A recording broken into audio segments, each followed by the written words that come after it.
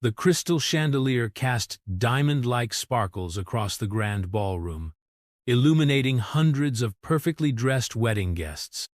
Among them stood Marcus Sterling, the billionaire tech mogul who commanded attention simply by existing. But in this moment, his magnetic gray eyes weren't fixed on the stunning bride or her beautiful bridesmaids. Instead, they were locked on Sarah Bennett, the bridesmaid everyone whispered about behind their hands, the one with the thick glasses, uneven complexion, and dress that seemed to hang wrong on her stocky frame. What happened next sent shockwaves through the elegant crowd. Marcus Sterling, the man who dated supermodels and had turned down princesses, walked straight past the gorgeous maid of honor and extended his hand to Sarah. "May I have this dance?" he asked, his deep voice carrying across the suddenly silent room. Sarah's heart stopped. This had to be a joke, a cruel setup. She looked around, waiting for someone to jump out laughing, but Marcus's hand remained steady, his eyes kind but intense. I don't think," she stammered. "Please," he said softly, "dance with me, Sarah." The fact that he knew her name sent another ripple of shock through her. With trembling fingers, she placed her hand in his, and he led her to the center of the dance floor. The orchestra began to play, and as they moved together, something magical happened. But this was only the beginning of their story. 6 weeks earlier, Sarah Bennett stared at the wedding invitation in her hands, her stomach twisting into knots. Her best friend Emma was getting married, and she'd been asked to be a bridesmaid. Normally, this would be cause for celebration, but Sarah knew the reality of standing next to Emma's other friends, all tall, slim, and gorgeous. At 28, Sarah had long accepted her appearance. She wasn't conventionally attractive. Her face was round, her nose a bit too large, and her skin prone to breakouts, despite years of trying different treatments. Her thick glasses magnified her already prominent eyes, and her naturally curly hair had a mind of its own. "You'll look beautiful," Emma had insisted when asking her to be part of the wedding party. But Sarah knew better. She'd spent her life being the funny friend, the smart one, the girl people dated to get closer to her pretty friends. She sighed and looked at herself in the mirror. Her body was what magazines kindly called plus-sized, and others called worse things. She'd tried every diet, every exercise program, but her body stubbornly remained the same. The doorbell rang, pulling her from her thoughts. It was Emma, arriving for their dress shopping appointment. "Ready?" Emma asked, her perfect smile bright. Sarah forced a smile. "As I'll ever be." The bridal shop was exactly what Sarah feared. All mirrors and bright lights that highlighted every flaw. The other bridesmaids were already there. Jessica, a model, Tiffany, a former pageant queen, and Rachel, Emma's equally stunning sister. They all squealed over the dresses, trying on various styles that looked amazing on their slender frames. Sarah hung back, dreading her turn. "Sarah, come try this one," Emma called, holding up a pale pink dress. The dress was beautiful, fitted bodice, flowing skirt. On the other girls, it looked like it was made for them. On Sarah, it clung in all the wrong places and gaped in others. "We can alter it," the saleswoman said quickly, seeing Sarah's face fall. Sarah nodded numbly, catching the pitying looks from the other bridesmaids. She heard Jessica whisper to Tiffany, "Why did Emma ask her? She'll ruin the photos." The words stung, but Sarah was used to them. She'd heard worse her whole life. Marcus Sterling stood at the window of his penthouse office, looking out over New York City.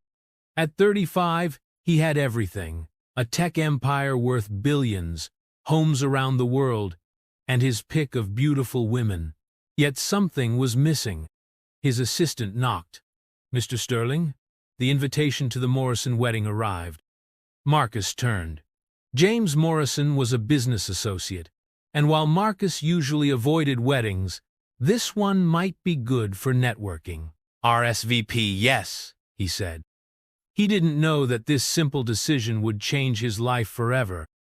Marcus had always dated beautiful women, models, actresses, socialites.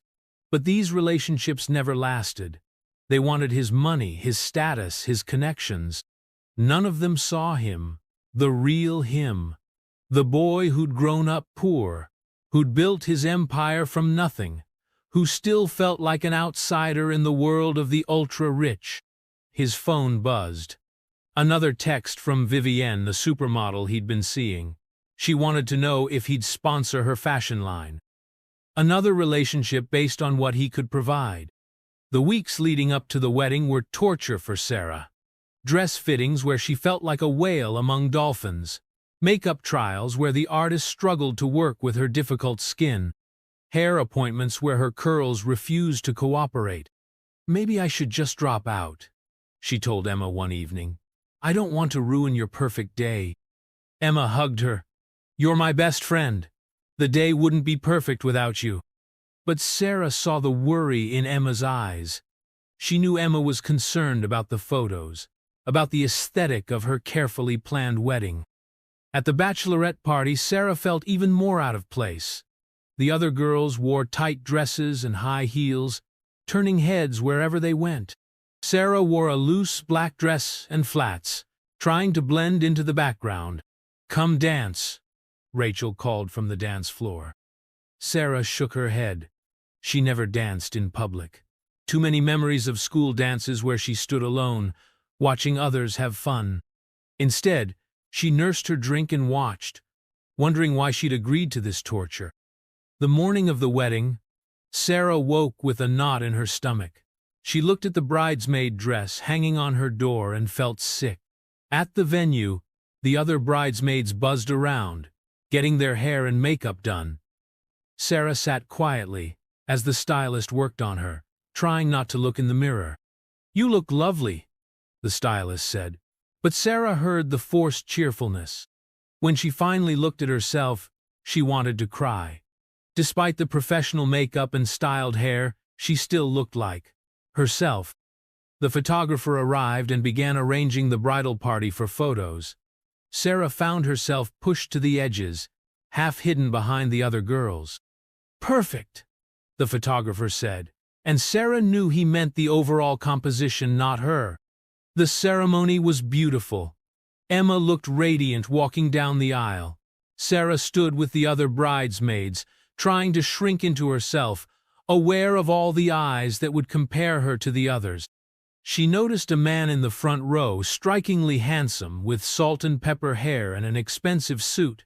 He seemed to be looking at her, but she dismissed the thought. Men like that didn't look at girls like her. Marcus Sterling watched the ceremony with mild interest, until his eyes landed on one of the bridesmaids.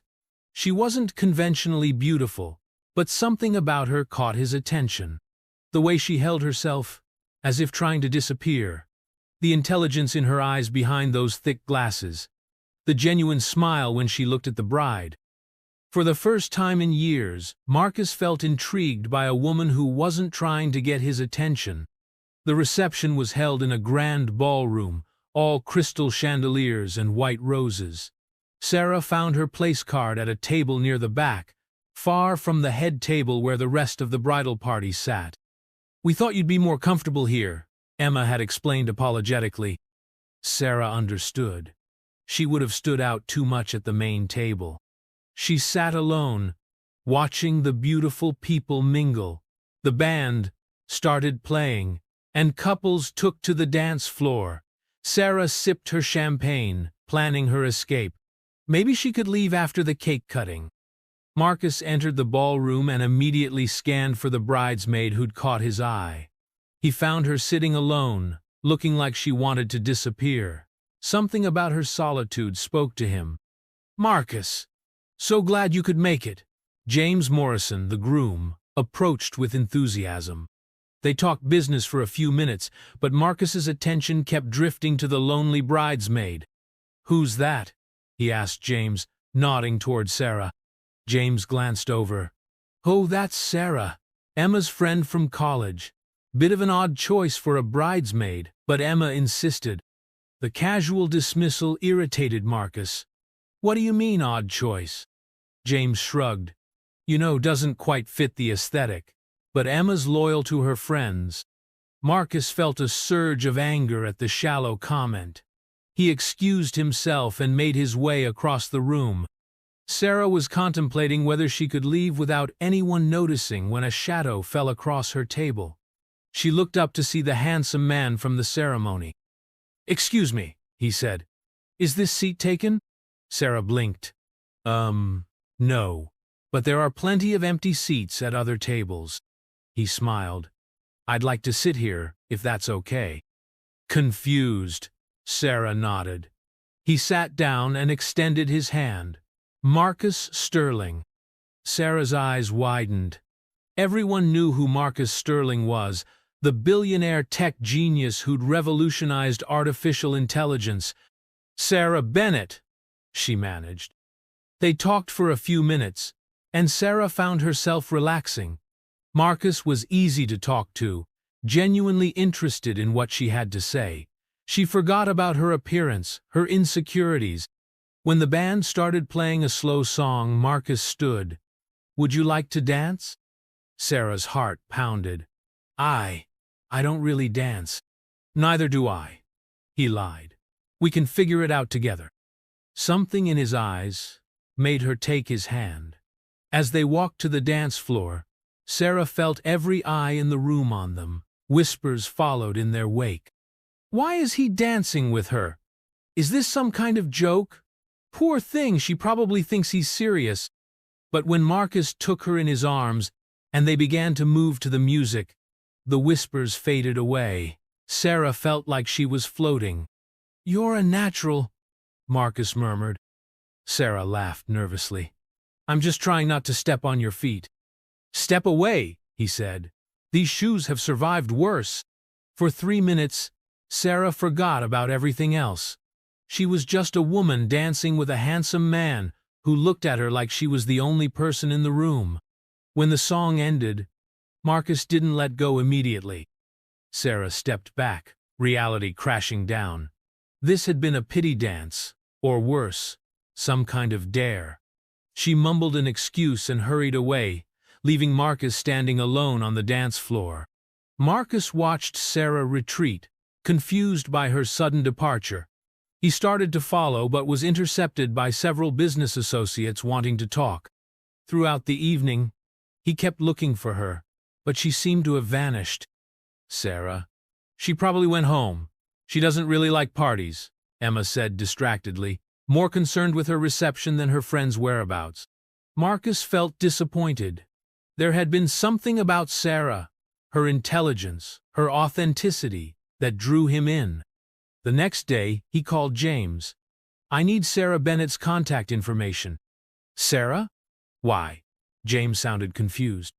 That's my business. Do you have it or not? James gave him Emma's number. She might know. But Marcus, buddy, have you seen Sarah? I mean, really seen her? You could have any woman you want. Marcus hung up, disgusted by the shallow comment. Sarah was at work on Monday, trying to focus on her job as a software developer, when her phone rang. Sarah Bennett?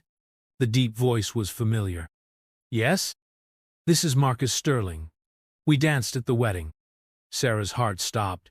How did you get my number? I asked Emma. I hope you don't mind. I wanted to see you again. Sarah was sure this was a prank. Look, whoever this is, it's not funny. It's really me, Sarah. I'd like to take you to dinner. Why?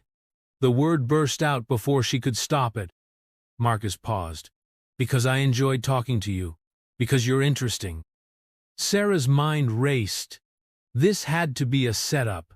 Men like Marcus Sterling didn't ask out women like her. I'm busy, she said quickly and hung up. Marcus wasn't deterred. He sent flowers to her office the next day with a simple note. Please give me a chance, Marcus. Sarah's co-workers were stunned. "The Marcus Sterling sent you flowers?" they asked. She hid the card, embarrassed by the attention. He called again that evening. "Did you get the flowers?" "Yes. Thank you, but please stop." "Stop what?" "Whatever game you're playing. It's cruel." Marcus was quiet for a moment. "Sarah, I'm not playing a game. I genuinely want to see you again. Men like you don't date women like me," she said bluntly. "What kind of woman are you?" "The kind that men like you don't notice. The kind that gets pushed to the edge of photos. The kind that sits alone at weddings. I noticed you. I asked you to dance. I'm asking you to dinner." Sarah wavered. His voice sounded sincere. "One dinner," he pressed. "If you hate it, I'll never bother you again." Against her better judgment, Sarah agreed. Marcus picked her up in a modest car, not the flashy sports car she expected. He took her to a quiet Italian restaurant, not the trendy spots celebrities frequented. "I thought we'd go somewhere we could actually talk," he explained. Sarah had agonized over what to wear, finally choosing a simple black dress. She still felt underdressed next to Marcus's elegant suit. But as they talked over pasta and wine, her self-consciousness faded. Marcus was genuinely interested in her work, her thoughts. He shared stories of his childhood, his struggles building his company. "You're different than I expected," Sarah admitted. "How did you expect me to be?" "Arrogant, shallow, only interested in appearance." Marcus smiled sadly. "I've dated those people. They're exhausting." For the first time, Sarah considered that maybe, just maybe, he was sincere. Over the next few weeks, they saw each other regularly. Marcus introduced her to his world gradually. Quiet dinners, private museum tours, walks in the park. Sarah kept waiting for the catch, for him to reveal this was all a joke or a bet. But Marcus remained consistent, kind, attentive. "Why me?" she asked one evening as they watched the sunset from his penthouse. "Why not you?" he countered. "I'm not beautiful.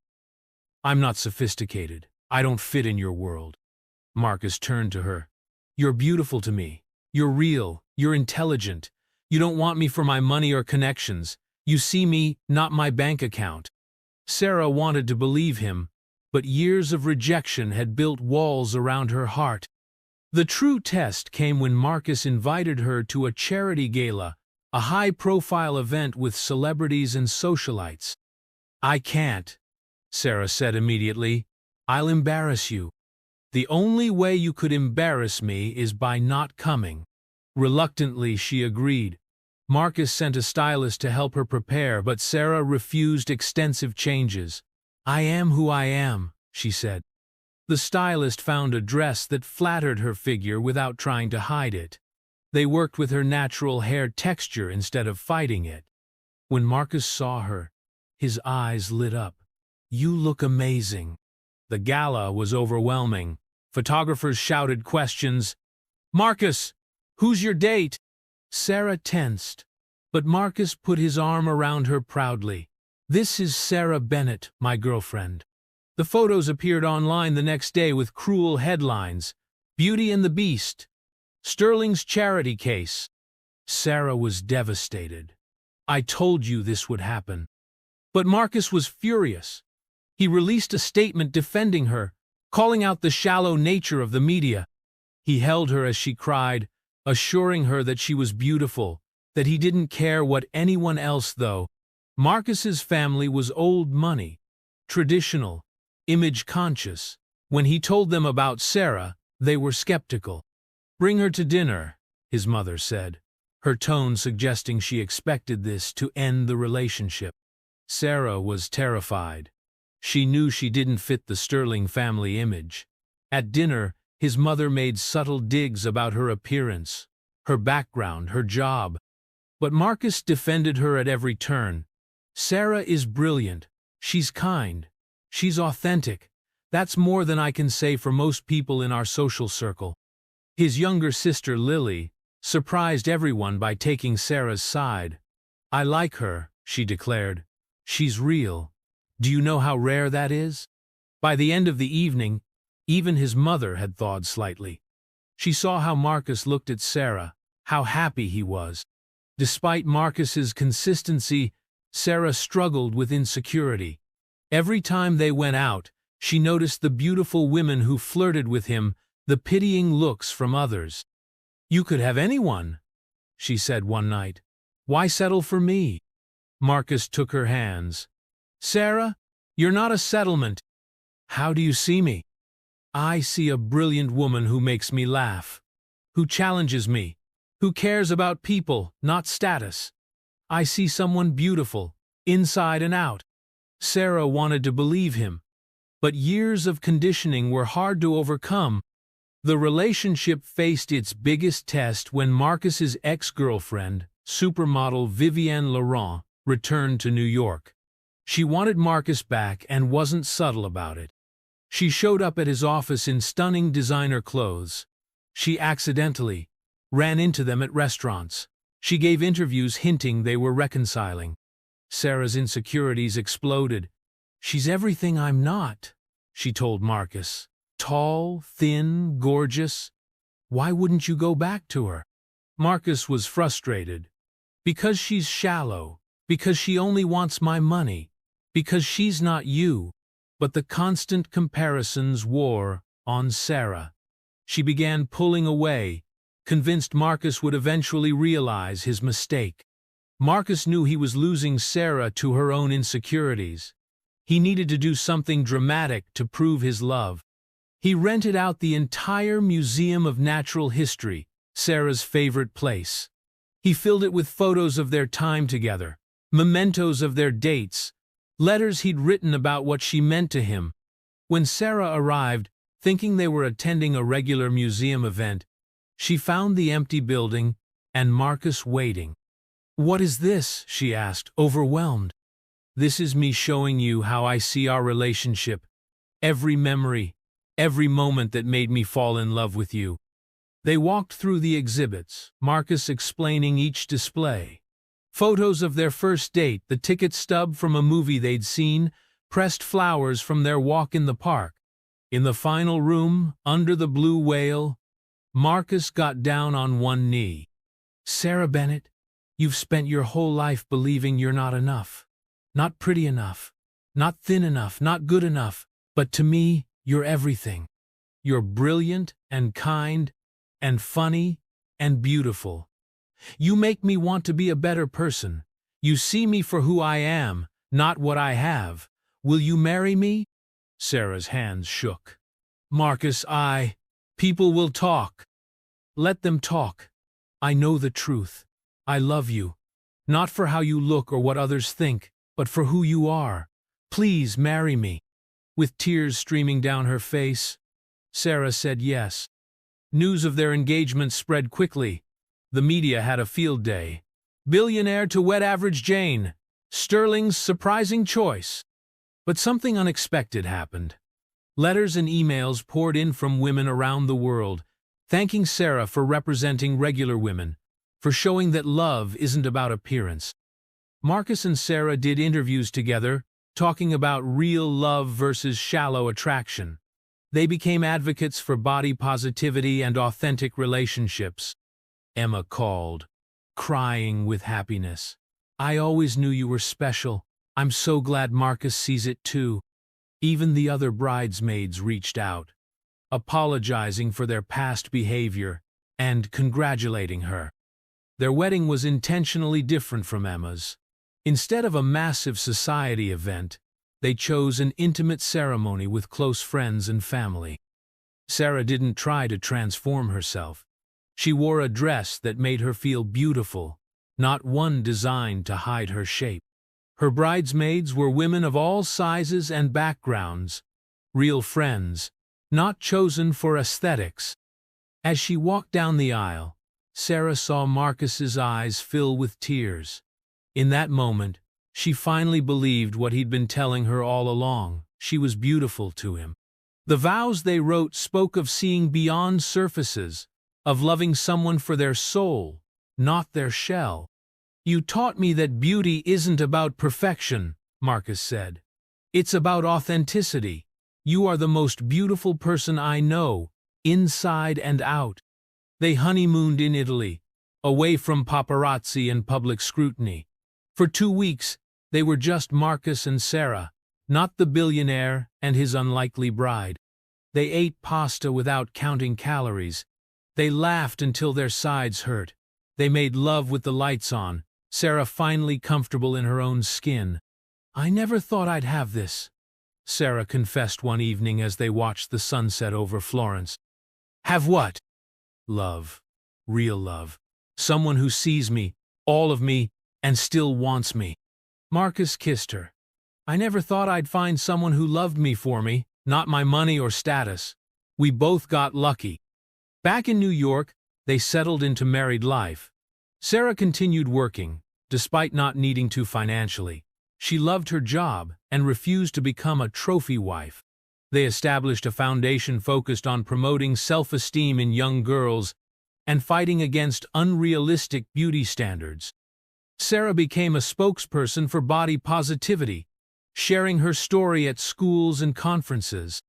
Marcus's business thrived even more. He attributed his success to being happier, more grounded. "Sarah keeps me real," he told business partners. They faced challenges, cruel paparazzi, social media trolls, people who couldn't understand their relationship. 2 years into their marriage, Sarah discovered she was pregnant. She was terrified. Would their child inherit her features? Would they face the same struggles she had? Marcus was overjoyed. "Any child of ours will be beautiful," he assured her. Their daughter, Lily, was born with Marcus's eyes and Sarah's curly hair. She was perfect. Watching Marcus with their daughter, Sarah finally understood what unconditional love looked like. He saw beauty in both of them that the world might miss. 5 years after their wedding, they attended another society wedding. This time, Sarah walked in confidently on Marcus's arm. She no longer compared herself to others or worried about fitting in. During the reception, she noticed a young woman sitting alone, clearly uncomfortable in her bridesmaid dress. Sarah recognized the look. It had been her once. She approached the girl. "Mind if I sit with you?" The girl looked up, surprised. "Aren't you Sarah Sterling, the billionaire's wife?" Sarah smiled. "I'm Sarah, and 5 years ago, I was sitting exactly where you are, feeling exactly how you're feeling." They talked for an hour. Sarah shared her story, offering hope that love comes in unexpected packages. As she rejoined Marcus on the dance floor, he whispered, "You're amazing, you know that?" "I'm starting to believe it," she replied, and meant it. Their love story became legendary, not because it was perfect, but because it was real.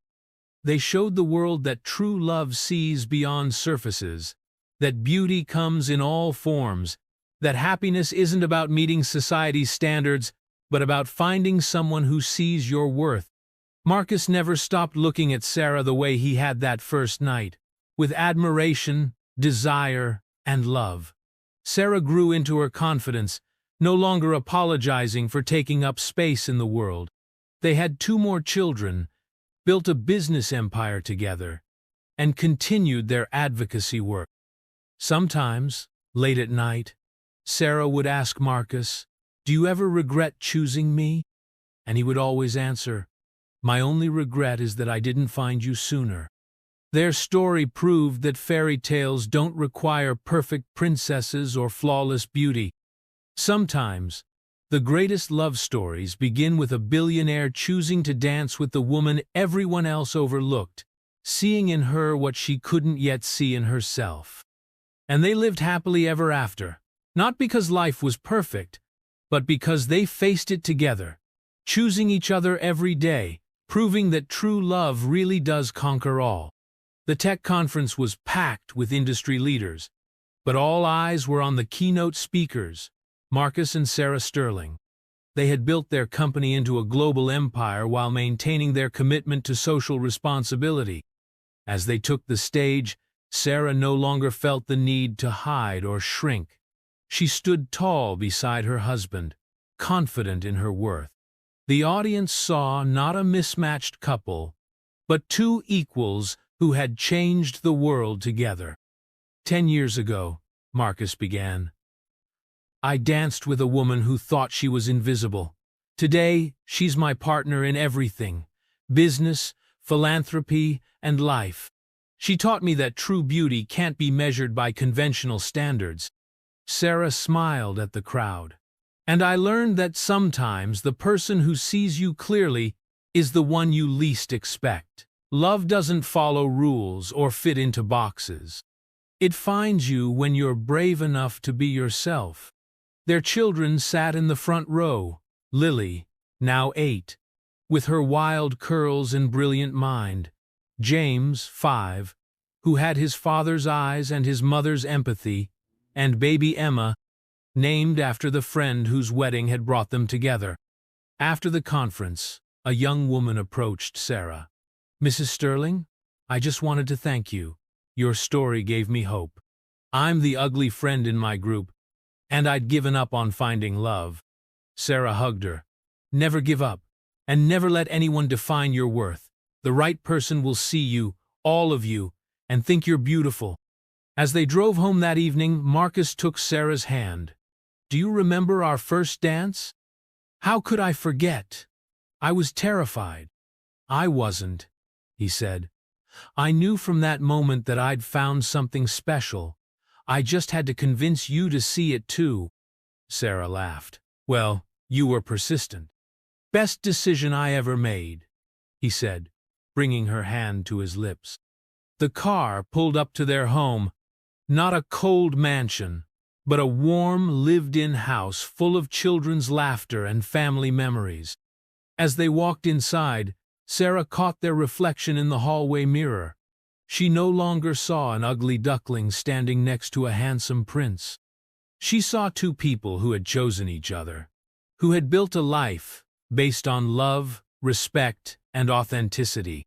Their story had become a modern fairy tale, shared in books and movies, inspiring millions.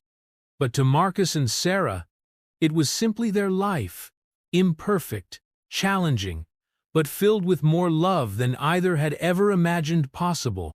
That night, as they tucked their children into bed and settled into their own room, Sarah turned to Marcus. Thank you, she said. For what? For seeing me? For choosing me? For loving me? Marcus pulled her close.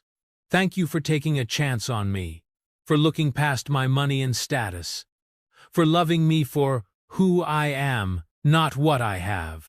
They fell asleep as they had every night for 10 years, wrapped in each other's arms, grateful for a love that had defied expectations and changed their lives forever.